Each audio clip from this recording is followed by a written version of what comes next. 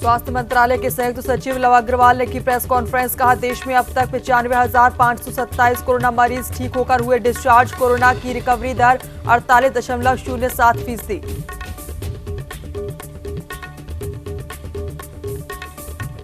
उत्तर प्रदेश में कोरोना संक्रमण के 24 घंटे में 348 नए मामले। सक्रिय मामलों की संख्या 3,231। अब तक 5,078 लोगों को इलाज के बाद अस्पताल से किया गया डिस्चार्ज। 223 मरीजों की हुई मौत।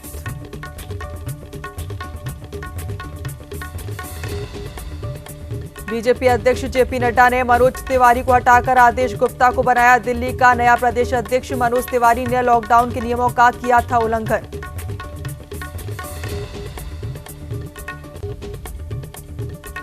मुंबई के तटीय इलाकों में निसर्ग चक्रवात के नुकसान की आशंका। मुंबई पुलिस ने लोगों की आवाजाही पर लगाई रोक। तटीय इलाकों में लगाई गई धारा 144।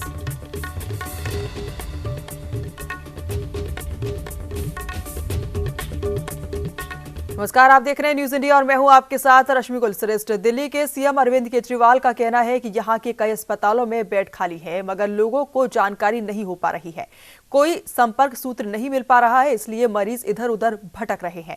उसको लेकर अरविंद केजरीवाल ने एक ऐप बनाया है, जिससे लोगों को पता चल पाएगा कि किस अस्पताल में कितनी पद खाली है, जिससे जरूरतमंद लोगों को बेड, ऑक्सीजन जैसी चीजों की जरूरत पूरी हो सके।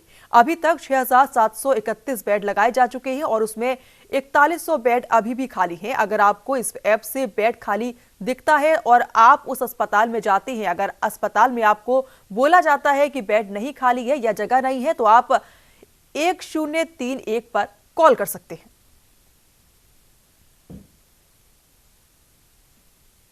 जैसे मैं बार बार बोलता हूं कि हम कोरोना से 4 कदम आगे हैं, तो दिल्ली में हालांकि कोरोना के केस बढ़ रहे हैं, लेकिन हमने इतना इंतजाम किया हुआ है कि अगर आपके घर में कोई बीमार होता है तो उसके लिए बेड का, ऑक्सीजन का, आईसीयू का, सबका इंतजाम किया हुआ है। एक तरफ तो मैं कहता हूं कि हमने आपके लिए इंतजाम किया हुआ है, बेड की कोई कमी नहीं है। हम कहते हैं कि ऑक्सीजन की कोई कमी नहीं है, वेंटिलेटर की कोई कमी नहीं है, आईसीयू की कोई कमी नहीं है। दूसरी तरफ कई बार लोगों के फोन आते हैं, लोगों के मैसेज आते हैं, जी मैं दर दर भटक रहा हूं, मेरे को बेड नहीं मिल रहा, मैं इस अस्पताल में गया, फिर इस अस्पताल में गया, फिर इस अस्पताल में गया, मुझे बेड नहीं मिल रहा। तो इंफॉर्मेशन का गैप है। एक तरफ सरकार ने आपके लिए बेड का इंतजाम कर रखा है, जैसे आज की डेट में 6,731 बेड हैं और दिल्ली के अस्पतालों में केवल 2600 पेशेंट हैं। भरतपुर के नदबई विधानसभा से विधायक जोगेंद्र अवाना ने अनलॉक 1 में लोगों से विशेष सतर्कता बरतने की अपील की है। साथ ही सरकार की ओर से आमजन और जरूरतमंदों के लिए किए गए इंतजामों के लिए मुख्यमंत्री अशोक गहलोत का आभार व्यक्त किया है। न्यूज इंडिया संवाददाता लोकेश नागर ने नदबई विधायक जोगेंद्र अवाना से खास बातचीत की। प्रदेश में तमाम जनप्रतिनिधियों के बीच कुछ ऐसे जनप्रतिनिधि भी हैं जिन्होंने कोरोना संक्रमण के दौरान अपने विधानसभा क्षेत्र में सक्रिय भूमिका तो निभाई, साथ ही साथ इस अल्प समय में अपने विधानसभा क्षेत्र में विकास के भी बड़े मुकाम हासिल किए। हमारे साथ नदबई से विधायक योगेंद्र जी अवाना जी हैं, जिनसे बात करना चाहेंगे कि उनके विधानसभा क्षेत्र में किस तरह की राहत के काम इस समय चल रहे हैं। कोरोना से पीड़ित जो लोग हैं, प्रवासी मजदूर हैं, उनकी व्यवस्थाओं को लेकर किस तरह कामकाज किया जा रहा है, साथ ही सरकार से समन्वय बनाकर किस तरह इस छोटे से समय में कितने विकास के काम अपने विधानसभा क्षेत्र में करवाए गए।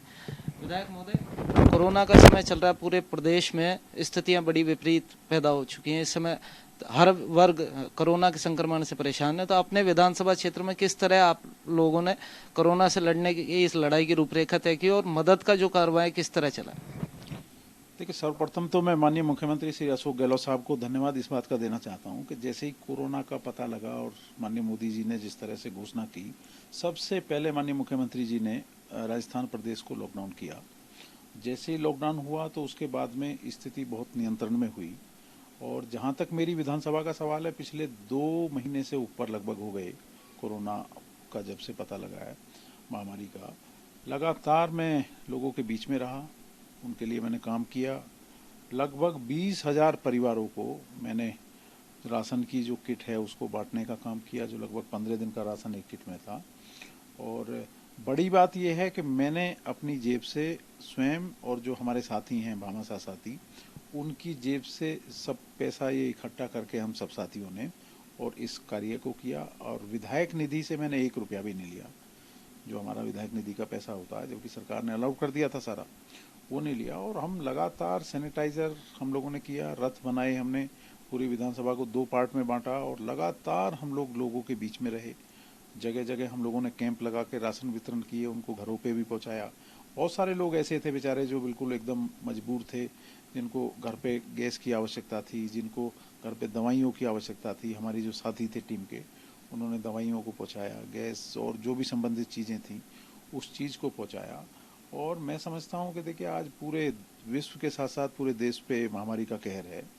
और इसमें मैं केवल इतनी अपील करना चाहता हूं, जिस तरह हमारे प्रदेश के माननीय मुख्यमंत्री श्री अशोक गहलोत साहब, हमारे प्रदेश के अध्यक्ष श्री सचिन पायलट जी, चिकित्सा मंत्री श्री रघु शर्मा जी जिस तरह पूरी जी जान से डट के लगे हुए हैं, मैं लोगों से केवल एक अपील ये करना चाहता हूं कि सोशल डिस्टेंस लगातार बना के रखें, क्योंकि ये बीमारी कोई कह के नहीं आएगी और ये जब आएगी तो नज़दीकी से ही आएगी। और ये बीमारी ऐसी नहीं है कि स्वयं चल के जो किसी के घर जाएगी, ये पहली बीमारी ऐसी है कि इसको जो भी जाएगा वो बाहर से लेके आएगा अपने घर में। सोशल डिस्टेंस, दूरी हमेशा बना के रखें, सोशल डिस्टेंस अपनाएं, लॉकडाउन के जो नियम हैं उनका पालन करें। और हमारे भरतपुर ज़िले में तो चाहे वो जिला कलेक्टर हों, जिला एसपी हों, अन्य हमारे डॉक्टर साथी हों, हमारे सफाई कर्मचारी हों, सारे लोगों ने रात दिन लग के पूरा प्रयास किया। ये ज़रूर है कि जब से अब ये सारी चीज़ें खुल गई हैं, मज़दूर लौटने शुरू हो गए हैं और तमाम बाहर से जो लोग हमारे आने शुरू हो गए हैं, उसके बाद ज़रूर अभी मैं समझता हूँ कि निरंतर पिछले 6 दिन से हमारे भरतपुर ज़िले में कुछ कोरोना पॉजिटिव ज़्यादा केस आ रहे हैं, बहुत दुखद और चिंतनीय हैं।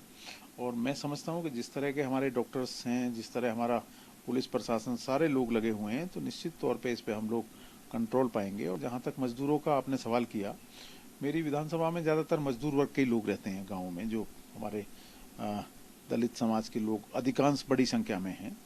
तो वो बेचारे बहुत परेशान थे, अलग अलग राज्य में थे उस दौरान। आप समझ सकते हैं कि लोगों को तो एकदम अचानक ऐसा लगा कि पता नहीं कितना बड़ा कहर क्या हो गया, हम घर पहुंच पाएंगे, बचेंगे नहीं बचेंगे। तो लोग बहुत परेशान थे। हजारों लोगों को मैंने पूरे अपने दमखम के साथ में, पूरी ताकत लगाने के साथ में, अपने निजी वाहन भी मैंने किए और उनको उनके घरों तक परमिशन लीगली दिला के जिला प्रशासन से पहुंचाया। और अब भी मैं समझता हूं कि लगातार सभी के संपर्क में हूं।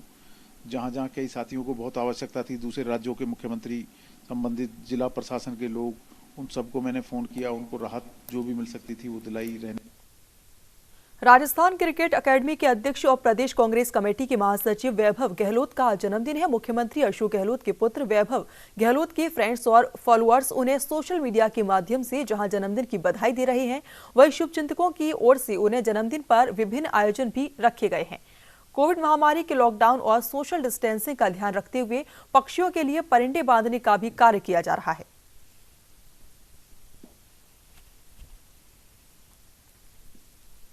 निर्जला एकादशी के मौके पर जयपुर में दुर्गापुरा स्थित श्री राधा दामोदर जी के मंदिर में दुग्धाभिषेक और आरती का आयोजन किया गया। आपको बता दें कि वर्ष भर में 24 एकादशी आती है। इनमें से निर्जला एकादशी व्रत को सर्वश्रेष्ठ माना जाता है। इसे भीमसेनी एकादशी भी कहते हैं, क्योंकि महर्षि वेदव्यास के अनुसार भीमसेन ने इसे धारण किया था। मान्यता है कि इस एकादशी का व्रत रखने से ही वर्ष भर की समस्त एकादशी के व्रत का फल मिलता है।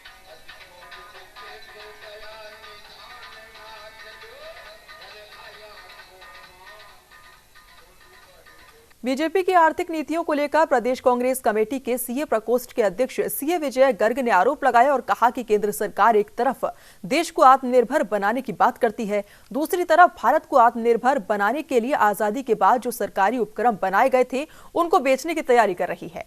सरकारी उपक्रमों को सरकार अपने चहेते उद्योगपति व्यापारी मित्रों को बेच रही है। भाजपा की आर्थिक नीतियां देश को आत्मनिर्भर बनाने के बजाय अपने व्यापारिक मित्रों को आत्मनिर्भर बनाने का काम कर रही है। देश की आज़ादी के बाद जो सरकारी उपक्रम भारत को आत्मनिर्भर बनाने के लिए कांग्रेस सरकार ने या तत्कालीन सरकारों ने स्थापित किए थे, उन सभी सरकारी उपक्रमों को भाजपा सरकार बेचने के कगार पर खड़ी है। इसके अलावा भाजपा का जब जब कार्यकाल आया है तब से लेकर अब तक, अगर 1991 से लेकर 2020 तक के आंकड़ों को देखें तो अब तक जितना भी डिसइन्वेस्टमेंट हुआ है उसका लगभग 80% भाग केवल भाजपा के कार्यकाल में हुआ है। इसके अलावा एक तरफ बाजार में शेयर सूचकांक बढ़ रहा है, निफ्टी बढ़ रही है, उसके बावजूद अगर सरकारी उपक्रमों जो महारत्न कैटेगरी के हैं, नवरत्न कैटेगरी के हैं या जो अन्य कैटेगरी के सरकारी उपक्रम हैं, उनके अगर मार्केट कैपिटल को देखते हैं, मार्केट भाव को देखते हैं तो उनके भाव में भारी गिरावट आई है। उसका कारण है कि भाजपा सरकार उनको सही तरीके से मैनेज नहीं कर रही। कोरोना काल में यूथ कांग्रेस लगातार लोगों की मदद कर रही है। जयपुर में यूथ कांग्रेस की ओर से जो प्रवासी जयपुर से बाहर जा रहे हैं उन्हें खाना पीना के साथ जरूरतमंदों को चप्पल की जोड़ी भी दी जा रही है। सिंधी कैंप बस स्टैंड पर इस अभियान की शुरुआत की गई है और सोशल डिस्टेंस का पूरा ध्यान रखा जा रहा है।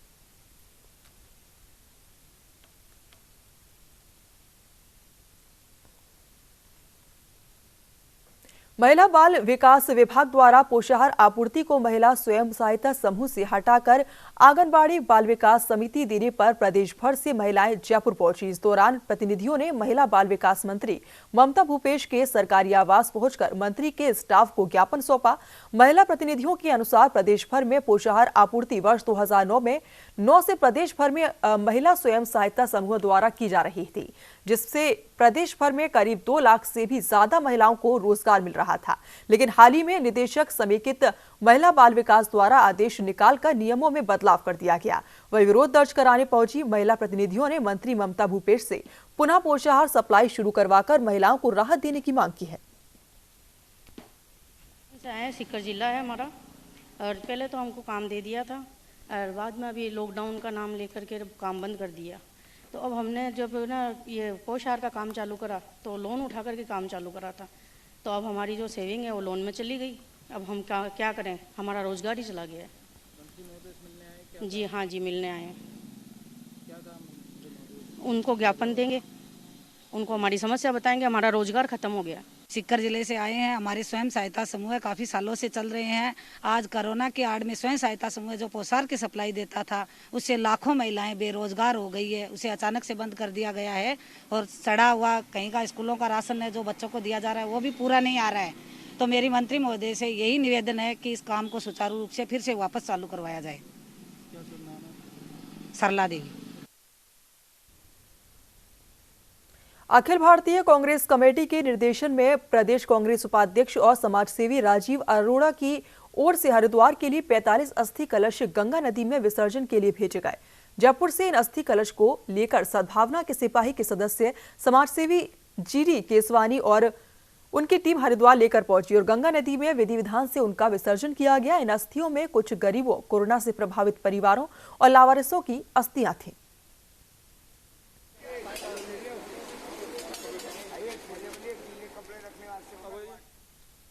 यहाँ रुकेंगे छोटे से ब्रेक के लिए। आप देखते रहिए न्यूज इंडिया।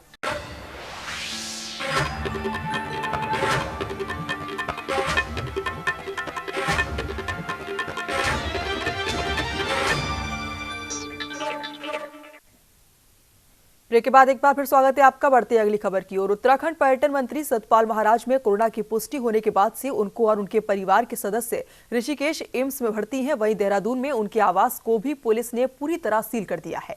आपको बता दें कि बीते कुछ दिनों पहले दिल्ली से कुछ लोग मंत्री सतपाल महाराज से मिलने आए थे, जिसके बाद सबसे पहले उनकी मंत्री अमृता रावत में कोरोना की पुष्टि हुई और वहीं जांच के बाद मंत्री सतपाल महाराज और उनके परिवार की रिपोर्ट कोरोना पॉजिटिव पाई गई। कोरोना वायरस ने प्रदेश की जनता के साथ साथ राज्य सरकार को भी अपनी चपेट में ले लिया है। आपको बता दें कि हाल ही में कैबिनेट मंत्री सतपाल महाराज और उनके परिवार समेत कोरोना संक्रमण की पुष्टि होने के बाद से स्वास्थ्य विभाग में पूरी तरह से हड़कंप मच गया है। वहीं शनिवार को कैबिनेट मंत्री सतपाल महाराज की पत्नी पूर्व मंत्री अमृता रावत में कोरोना संक्रमण की पुष्टि हुई थी, जिसके बाद से सतपाल महाराज और उनके पूरे परिवार के सैंपल जांच के लिए भेजे गए थे, जिसके बाद से उनके जो कैबिनेट मंत्री और उनका परिवार है उसमें कोरोना संक्रमण की पुष्टि हुई है। और इस समय हम खड़े हैं उनके आवास के बाहर। कोरोना संक्रमण की पुष्टि होने के बाद से उनके आवास को पूरी तरह से यहाँ पर सील कर दिया गया है। साथ ही साथ कहीं ना कहीं सोशल मीडिया पर ऐसी बातें सामने आई हैं कि 26 तारीख को उनके आवास पर सेल्फ क्वारंटाइन का यहाँ पे पोस्टर भी लगा दिया गया था। बावजूद उसके हाल ही में हुई 29 तारीख को कैबिनेट की बैठक में सतपाल महाराज शामिल हुए थे। तो कहीं ना कहीं ऐसे कई मोर्चा संगठन वगैरह सवाल जवाब भी खड़े कर रहे हैं। कुछ पुलिसकर्मी भी इस दौरान हमारे साथ मौजूद है। इस दौरान किस तरह की एहतियात बरती जा रही है, जब से यहाँ सील किया गया है, क्या एहतियात इस दौरान बरती जा रही है, उनसे हम बातचीत करेंगे। जो आपसे जानना चाहेंगे, जब से सील किया गया है इस दौरान किस तरह की एहतियात यहाँ पर बरते जा रहे हैं? ये जब से सील है तो कोई आदमी अंदर नहीं जा रहा है, बाहर नहीं आ रहा है। जो भी सामान वगैरह जरूरत की चीज़ें हैं वो यहीं से आदान प्रदान चल रहा है। बाकी सैनिटाइज का भी किया जा रहा है, लगातार किया जा रहा है। सैनिटाइज की आपने बात कही है, पूरे दिन में कितनी बार सैनिटाइज किया जा रहा है और इस दौरान क्या क्या एहतियात जो बरते जा रहे हैं सैनिटाइज से हटकर? अभी तक तो सैनिटाइज तीसरी बार सैनिटाइज हो चुका है यहाँ पे। और एहतियात ये है कि जो भी सामान है छुआ नहीं जा रहा है एक दूसरे को, दूर से ही सामान जो है रख के और ऐसा लिया जा रहा है। और बाकी जो भी व्यक्ति आ रहे हैं उनके भी हाथ वगैरह जो है सैनिटाइज करके ही सामान आदान प्रदान किया जा रहा है। तो लगातार यहाँ पर सैनिटाइज भी किया जा रहा है, पूरी सुरक्षा पूरी एहतियात यहाँ पर बरते जा रहे हैं। लेकिन कैबिनेट मंत्री सतपाल महाराज में और उनके परिवार में कोरोना संक्रमण की पुष्टि के बाद से स्वास्थ्य विभाग में पूरी तरह से हड़कंप मच गया है। उनके परिवार में उनकी छोटी बहू, बड़ी बहू और उनका छोटा बेटा और 5 साल के पोते में कोरोना संक्रमण की पुष्टि हुई है। साथ ही साथ और जिस तरह से 29 तारीख को हाल ही में कैबिनेट में जो बैठक हुई थी उसके बाद से सभी कैबिनेट मंत्रियों ने अपने आप को सेल्फ क्वारंटाइन कर दिया है। वहीं मुख्यमंत्री ने यह आदेश भी जारी कर दिया है कि आगामी होने वाली सभी बैठकों को निरस्त कर दिया गया है। आगामी जो बैठकें होंगी वो वीडियो कॉन्फ्रेंसिंग के माध्यम से होगी। वहीं शासकीय प्रवक्ता मदन कौशिक का भी साफ तौर पर यह कहना है कि केंद्र स्वास्थ्य मंत्रालय द्वारा जो भी गाइडलाइन जारी की जाएगी उनका अनुपालन किया जाएगा। प्रदेश में अगर हम कोरोना संक्रमण की इस दौरान यहाँ पर बात करें तो लगातार कोरोना संक्रमण का आंकड़ा बढ़ता ही जा रहा है। वहीं दूसरी और राहत भरी खबर ये भी है, जो मरीज हैं वो इस दौरान लगातार जो ठीक होने का उनका जो सिलसिला है वो लगातार जारी है। लेकिन इस दौरान अगर जो मंत्री की अगर हम यहाँ पर बात करें, कैबिनेट मंत्री सतपाल महाराज में कोरोना संक्रमण की पुष्टि के बाद से साफ तौर पर एक बात जाहिर है कि कहीं ना कहीं एक डर का माहौल पैदा हो गया है। कैमरामैन सलमान कुरैशी के साथ अशोक कुमार, न्यूज इंडिया, देहरादून। उत्तराखंड के कैबिनेट मंत्री सतपाल महाराज के परिजनों को भर्ती होने के एक दिन बाद ही डिस्चार्ज कर देने और देर रात फिर से एम्स में भर्ती कर लेने को लेकर हाई वोल्टेज ड्रामा चलता रहा। एम्स जैसा देश का प्रतिष्ठित संस्थान भी इस मामले में बार बार अपना स्टैंड बदलता रहा। सवाल उठ रहा है कि कोरोना जैसी महामारी के सामान्य मरीज के साथ भी ऐसा हो सकता है कि वो जब चाहे डिस्चार्ज हो जाए और जब चाहे दोबारा भर्ती हो जाए। इस पर उत्तराखंड कांग्रेस ने इस मामले पर सरकार को घेरा और कांग्रेस प्रदेश अध्यक्ष प्रीतम सिंह ने इस पर सरकार से सफाई मांगी। अन्य मंत्री जी के दोनों सुपुत्रों एवं उनकी पुत्रवधुओं के साथ 5 साल का एक बच्चा भी था। इन सब लोगों को कल एम्स से डिस्चार्ज किया गया था। यह discharge ministry of health and family welfare government of India की रिवाइज्ड गाइडलाइंस के हिसाब से हुआ था। तो ये जब हमने इन्हें डिस्चार्ज किया तो हमको ये ज्ञान था कि ये home isolation for positive patients की जो गाइडलाइंस हैं, जहां इनका निवास स्थान है वहां पे ये पूरी कर रहे हैं। लेकिन बाद में कुछ समय उपरांत हम लोगों को पता चला कि उनके निवास स्थान पे सुविधाएं समुचित नहीं है। तो जैसा कि जाहिर है कि ऐसे स्थिति में हमने उनको वापस लेना ही था, जिससे कि उनका प्रॉपर केयर हो सके, उनके ऊपर हम पूरी ढंग से ध्यान दे सके। सबके माध्यम से लगभग अभी तक इस समय तक 11 प्रश्न आए हैं। इसमें से 3 प्रश्न आरोग्य सेतु से संबंधित हैं। देखिए, आप सब लोग जानते हैं आरोग्य सेतु ऐप में यदि हम जब तक जो टेस्ट होने के बाद जो रिजल्ट उसका आएगा पॉजिटिव, वो रिजल्ट उसमें डालना पड़ेगा।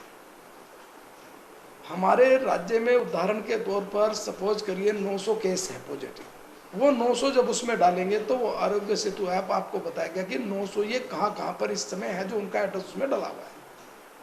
ऐसा वो नहीं बताएगा कि किसी का टेस्ट नहीं हुआ हो और बिना टेस्ट के कोई पॉजिटिव हो, जिस बिना टेस्ट के कोई पॉजिटिव वो नहीं बता पाएगा।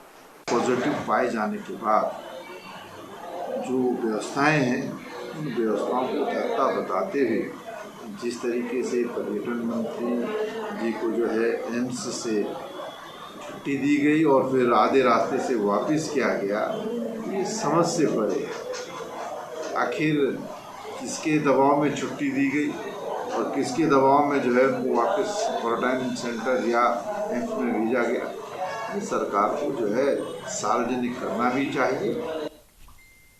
उत्तराखंड में नेता प्रतिपक्ष इंदिरा हृदयेश ने प्रदेश सरकार से अनुरोध किया है कि वो अपने चतुर्थ श्रेणी कर्मचारियों का एक दिन का वेतन ना काटे। मीडिया को जारी किए अपने बयान में उन्होंने कहा कि कोरोना महामारी के समय में सरकार वाकई में आर्थिक संकट का सामना कर रही है। बावजूद इसके सरकार आर्थिक रूप से काफी सक्षम होती है, लेकिन आम आदमी की स्थिति इन दिनों काफी खराब हुई है। आज शासन से मांग की है कि निम्न वेतन भोगी कर्मचारी, विशेष रूप से चतुर्थ श्रेणी या सहायक व्यक्ति या उपनल कर्मचारी या अस्थायी कर्मचारी, इनका एक दिन का वेतन न काटा जाए। सरकार सामर्थ्यवान होती है, वो अन्य तमाम संसाधनों से पैसा इकट्ठा कर सकती है, तो इन छोटे कर्मचारियों को इस आपातकाल के समय, जबकि दवा से लेकर सब चीज़ महंगी है, उन पर ये बोझ न डाला जाए। मुझे उम्मीद है शासन इस पर विचार करेगा। उत्तराखंड के पिथौरागढ़ में अवैध मादक पदार्थों की बिक्री रोकने के लिए और अवैध रूप से चरस की तस्करी करने वालों के खिलाफ कार्रवाई की जा रही है, जिसमें धारचूला क्षेत्र के रहने वाले 2 लोगों के पास से करीब 1.5 किलोग्राम चरस बरामद की गई है। पुलिस ने 2 युवकों को गिरफ्तार करने के साथ वाहन को सीज कर दिया है। हमारे पिथौरागढ़ की एसओजी टीम ने थाने पर आकर सूचना दी कि 2 व्यक्ति सोबला की तरफ से चरस ले जाने वाले हैं। इस सूचना पर तुरंत हमारे द्वारा टीम का गठन किया गया और थाने से उप निरीक्षक प्रकाश पांडे के नेतृत्व में और एसओजी के प्रभारी हेम तिवारी के नेतृत्व में एक जॉइंट टीम बनाई गई और आर्मी किराए के आगे धारचूला जाने वाली पिथौरागढ़ की तरफ जाने वाली सड़क पर चेकिंग करने लगे। तो शाम के समय एक वाहन को प्राइवेट कार को आके रोकते थे। उत्तराखंड में कैबिनेट मंत्री सतपाल महाराज के पॉजिटिव आने के बाद अब स्वास्थ्य विभाग भी अपनी कुंभकर्णी नींद से जागता हुआ दिखाई दे रहा है। दरअसल कोविड-19 को देखते हुए अस्पतालों की बेहतर व्यवस्था को लेकर स्वास्थ्य विभाग बड़े बड़े दावे कर रहा था, लेकिन किसी भी वीवीआईपी के उपचार के लिए विभाग ने कोई डेडिकेटेड वार्ड तक नहीं बनाया था। अभी तक स्वास्थ्य विभाग के पास कोई भी ऐसी व्यवस्था नहीं है जहां पर किसी वीआईपी को वहां पर इलाज मिल सके।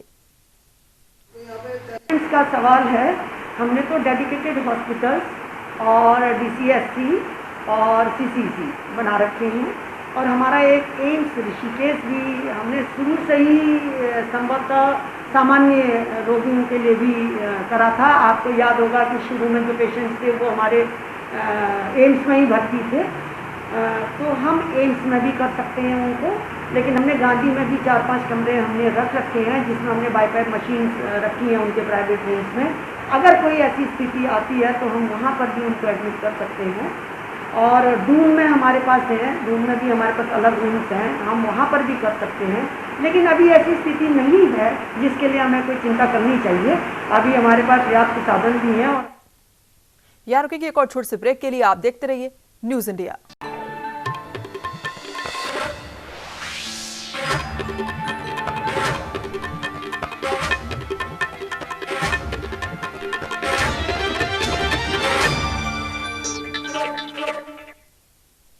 ब्रेक के बाद एक बार फिर स्वागत है आपका। बढ़ते अगली खबर की ओर। उत्तराखंड के मुख्यमंत्री त्रिवेंद्र सिंह रावत की प्रधानों के लिए की गई घोषणा अब धरातल पर उतरती दिखाई दे रही है, जिसमें सीएम ने हर ग्राम प्रधान को 10,000 रुपए मुख्यमंत्री राहत कोष से देने की बात कही थी। इसी संबंध में उच्च शिक्षा मंत्री धन सिंह रावत पौड़ी पहुंचे। मुख्यमंत्री माननीय त्रिवेंद्र सिंह रावत जी ने एक ऐतिहासिक निर्णय लिया था कि प्रधानों को 10-10 हज़ार रुपये मुख्यमंत्री कोष से दिया था और आज जिलाधिकारी ने 3-3 हज़ार रुपये एडवांस में सभी प्रधानों के खाते में डाल दिए हैं। जैसे प्रधान लोग खर्चे का विवरण देंगे वैसे और पैसा चले जाएगा। दूसरा ये भी निर्णय किया गया कि जो 14वें वित्त से 20% खर्चा जो है प्रधान अपने यहाँ कोविड के लिए, सैनिटाइजर के लिए, ग्लव्स के लिए, मास्क के लिए खर्चा कर सकते हैं अपने अपने ग्राम से। नैनीताल हाईकोर्ट ने क्वारंटीन सेंटर की निरीक्षण रिपोर्ट पर संज्ञान लिया, जिसमें ग्रामीण क्षेत्रों के क्वारंटीन सेंटर्स की बदहाली और साफ सफाई की भोजन की व्यवस्था न होने पर कोर्ट ने राज्य सरकार को आदेशित किया है कि वो अपने पूर्व शासनादेश 4 मई 2020 के अनुपालन में जिलाधिकारियों के माध्यम से समस्त ग्राम प्रधानों को धनराशि उपलब्ध कराए। जो राज्य सरकार को आदेश दिए गए थे और उसके अनुपालन में आज रिपोर्ट दी गई है। और साथ ही जो डिस्ट्रिक्ट लीगल सर्विसेज अथॉरिटीज द्वारा रिपोर्ट दी गई थी उसमें कोर्ट के सामने आया था कि जो ग्रामीण क्षेत्र के क्वारंटाइन सेंटर्स हैं उनमें काफी बदहाली है, साफ सफाई, खाने की व्यवस्था वहां पर नहीं है और ग्राम प्रधानों के पास फंड की भी उचित व्यवस्था नहीं है, जिस पर आज ऑनरेबल कोर्ट ने राज्य सरकार को डायरेक्ट किया है कि उनके जो पूर्व का शासनादेश है 4 मई का, उसके क्रम में समस्त जिलाधिकारियों से कोऑर्डिनेट करते हुए ग्राम सभाओं को उचित फंड उपलब्ध कराएं ताकि उन क्वारंटाइन सेंटर्स की उचित व्यवस्था की जा सके। जालोर के रानीवाड़ा क्षेत्र में सोशल मीडिया पर एक युवक के साथ मारपीट करने का वीडियो तेजी से वायरल हो रहा है। इस वीडियो में एक युवक के साथ करीब 4 लोग युवक की जमकर पिटाई कर रहे हैं। पीड़ित युवक ने पुलिस से गुहार लगाकर मामले में कार्रवाई की मांग की है।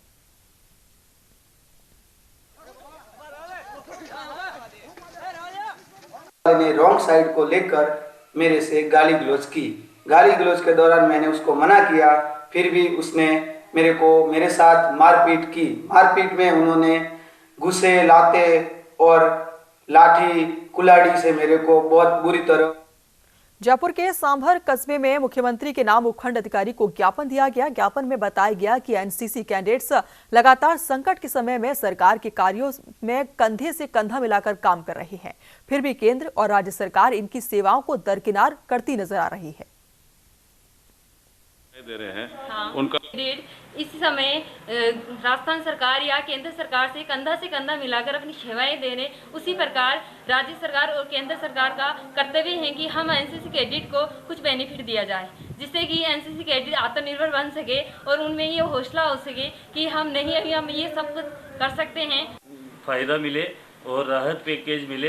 केंद्र सरकार और राज्य सरकार से अपील है कि एनसीसी सी सर्टिफिकेट को जो हमें बेनिफिट मिलता है वही उससे अतिरिक्त benefit NCC C certificate holder जो इस कोविड-19 में ड्यूटी कर रहा है उसको दिए। चित्तौड़गढ़ में नारकोटिक्स विभाग ने अफीम का तोल पूरा होते ही अफीम को स्पेशल वेलवेट में गाजीपुर के लिए भारी पुलिस जाब्ते के बीच रवाना किया है। काले सोने के नाम से प्रसिद्ध अफीम को 14,625 कैनों में भरकर स्पेशल रेलवे ने चंदेरिया रेलवे स्टेशन से गाजीपुर के लिए रवाना किया है। वर्ष 19-20 का टोल कार्य सभी केंद्रों पर समाप्त हो चुका है, जिसमें से चित्तौड़गढ़ प्रथम, सेकंड एवं भीलवाड़ा खंड का अफीम की टोल के जो कंटेनर हैं 14,625 गाजीपुर भिजवाने के लिए आज रेल लैक में लोडिंग का कार्य जारी है, जो कि आज शाम तक रवाना हो जाएगा। इस बार थोड़ा सा ये बदलाव किया गया है। गत वर्षों में चित्तौड़ फर्स्ट, सेकंड, थर्ड का गाजीपुर जाता था, इस बार चित्तौड़ थर्ड का परिस्थितियों को देखते हुए नीमच फैक्ट्री भिजवाया गया। राजस्थान के चित्तौड़गढ़ जिले में एक बार फिर आज कोरोना का कहर देखा गया, जिसमें जिले में आज भदेसा तहसील से 3 नए कोरोना पॉजिटिव मामले सामने आए हैं। वहीं 2 अन्य पॉजिटिव केस शहर कोतवाली में कुछ दिन पूर्व वाहन चोरी की घटनाओं में पकड़े गए आरोपित जो कि भीलवाड़ा जिले के निवासी हैं, इनके पॉजिटिव आने की सूचना मिलते ही शहर कोतवाली में हड़कंप मच गया। चित्तौड़गढ़ जिले में टोटल पॉजिटिव केस हैं, उनकी संख्या 179 है। इसमें 162 केस निमेड़ा शहर के थे, जिसमें 2 लोगों की डेथ हो गई थी और बाकी सारे 160 पॉजिटिव केस थे वो स्वस्थ हो चुके हैं। और हमने इन सारे मरीजों को इनकी 2 नेगेटिव रिपोर्ट आने के बाद में भी इनको हमने स्टेप डाउन सेंटर में रखा ताकि तन मन से स्वस्थ होकर के अपने घर जाएं और उसके बाद हमने इन लोगों को घर भेजा है। 14 केस जो अभी हाल में आए हैं ये सब प्रवासी हैं। अलवर में तेज होती गर्मी के साथ ही पानी की समस्या भी गहराने लगी है। कहीं नलों में पानी नहीं आ रहा तो कहीं पर बोरिंग लगाने को लेकर विवाद की स्थिति बनी हुई है। कोतवाली थाना क्षेत्र में विकास पथ पर बोरिंग लगाने को लेकर 2 वार्डों के लोगों के बीच विवाद की स्थिति बन गई। सूचना के बाद मौके पर पहुंची पुलिस ने मामले को शांत करवाया, जिसके बाद बोरिंग से बराबर का पानी दोनों इलाकों में देने की सहमति बनी।